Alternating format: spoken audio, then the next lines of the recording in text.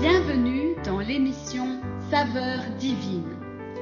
Cette bonne nouvelle du royaume sera prêchée dans le monde entier pour servir de témoignage à toutes les nations. Alors viendra la fin. Ce pain céleste vous est présenté par Immaculée Niraneza.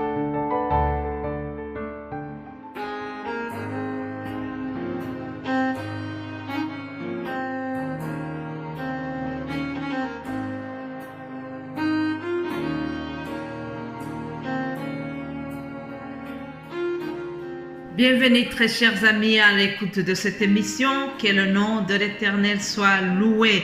Je le remercie, qu'il soit honoré, qu'il soit glorifié, qu'il soit élevé, car c'est le Dieu Tout-Puissant. C'est lui qui nous fait entrer dans ce nouveau mois d'avril. Alléluia. Chers amis, Dieu est bon. Dieu m'a ajouté encore ce mois. Dieu t'a ajouté aussi ce mois. Si tu m'écoutes, c'est bien un signe que tu es en bonne santé. Alors, ensemble, élevons une action de grâce pour notre Dieu. Élevons la louange à notre Seigneur avant de commencer cette émission. Alléluia. Notre Dieu est tout puissant. Ah, j'aime bien les paroles que Moïse a prononcées lors de la fin de sa mission. Il était presque au bout de sa mission que Dieu lui avait confié de diriger ce peuple. Alors vers la fin, Moïse a fait un cantique qui est rempli de louanges à l'Éternel. Je vous lis quelques passages, quelques mots de ce cantique de Moïse.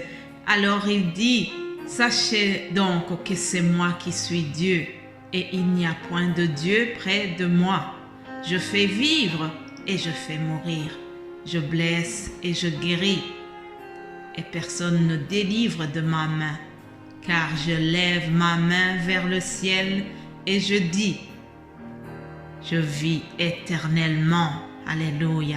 Ça, c'est le Dieu de Moïse. Ça, c'est le Dieu de Pierre. Ça, c'est le Dieu de Odette. Ça, c'est mon Dieu. Ça, c'est ton Dieu.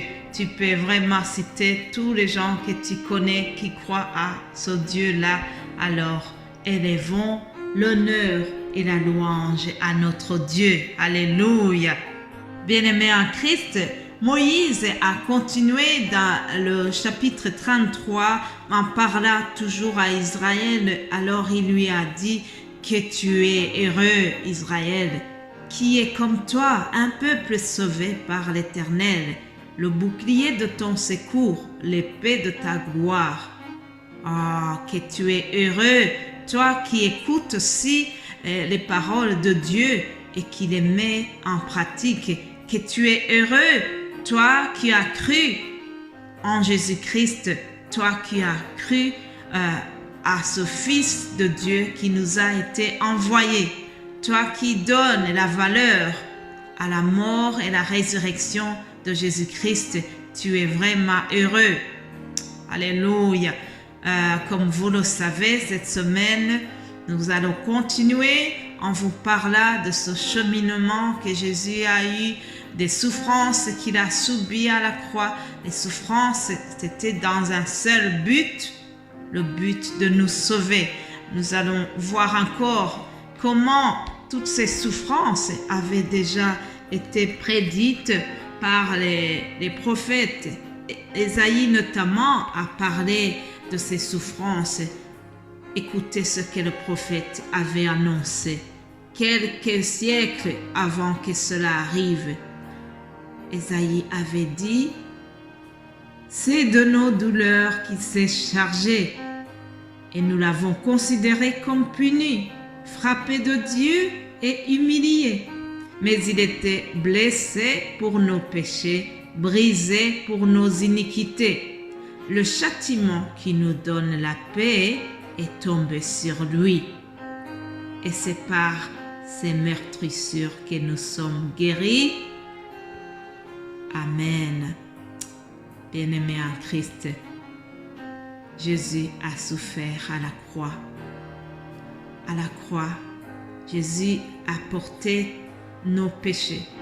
Jésus, l'innocent, s'est rendu coupable pour nous sauver. Jésus, le juste, a été humilié pour que toi et moi, nous soyons sauvés. Jésus a été frappé pour que toi et moi, nous soyons pardonnés. Bien-aimés en Christ, nous devons considérer toujours l'action que Jésus a fait pour nous à la croix. À la croix de Jésus-Christ, il a porté nos souffrances. À la croix, il a porté nos péchés. À la croix, il a porté nos blessures. À la croix, Jésus-Christ a porté ta peine. Est-ce que tu l'as accepté? Est-ce que tu crois en lui? La Bible me dit que malheureusement, au temps de Jésus-Christ, il y en a qui n'ont pas accepté son salut. Il y en a qui n'ont pas compris qu'il était le Fils de Dieu. Mais ceux qui sont heureux, ceux qui ont eu la grâce de reconnaître Jésus-Christ comme le Sauveur, ceux-là, ils sont devenus fils et filles de Dieu.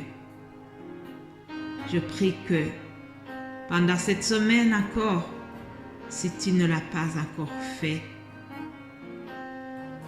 que tu prennes conscience de ce que Jésus a fait pour nous à la croix et que tu décides de vivre pour Christ.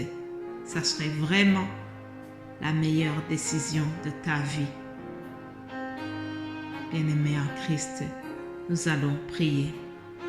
Père Céleste, en union d'esprit avec tous ceux qui croient en toi, tous ceux qui croient en ton Fils que tu nous as envoyé, me voici devant toi, Seigneur. Nous voici. Nous voulons te remercier encore pour l'œuvre de Jésus-Christ à la croix. Nous voulons te remercier pour les souffrances que Jésus a subies pour nous. Te remercier, Seigneur, parce que Jésus-Christ a été méprisé, abandonné pour nous savoir sauver. Il a été méprisé, Seigneur. Il a été maltraité. Il a été opprimé.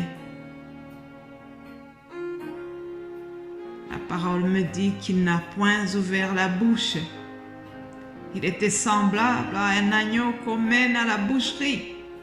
Il n'a point du tout ouvert la bouche. Et le châtiment qui nous était réservé est tombé sur lui. Merci Jésus. Merci d'avoir souffert pour nous. Merci Père pour cet amour dont tu nous as témoigné au travers Jésus-Christ. Maintenant Seigneur, je prie que cette semaine, que nous puissions encore être attentifs. Bénis Seigneur chaque personne qui va parler. Bénis toute personne qui se dévoue pour agrandir le royaume de Dieu, qui se dévoue Seigneur pour que nous puissions encore nous rappeler de cet événement si important